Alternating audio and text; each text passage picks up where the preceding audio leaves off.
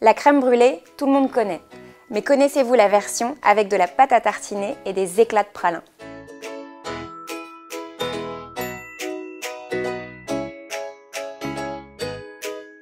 Commencez par verser le lait et la crème dans une casserole.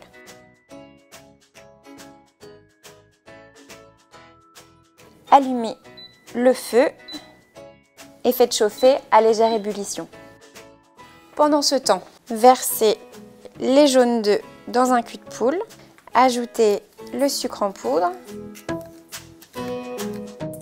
et commencez à fouetter.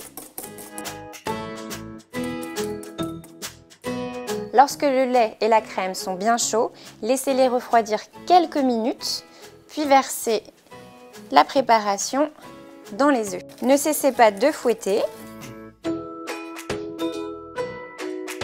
Récupérez maintenant vos ramequins et nous allons nous occuper de la pâte à tartiner.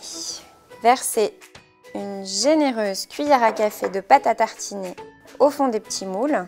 Essayez de répartir la pâte.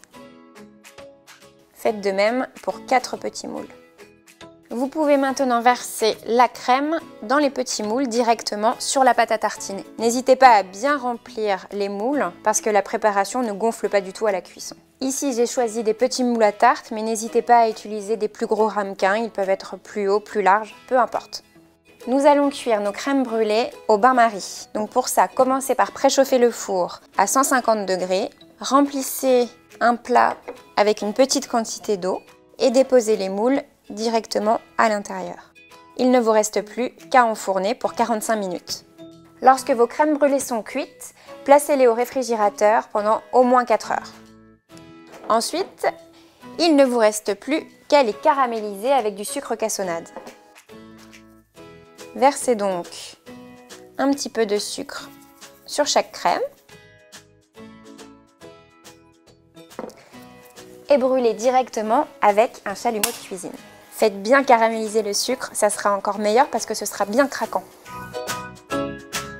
Et il ne vous reste plus qu'à déposer quelques éclats de pralin directement sur la crème brûlée. Notre recette de crème brûlée à la pâte à tartiner est terminée. Il ne nous reste plus qu'à la savourer.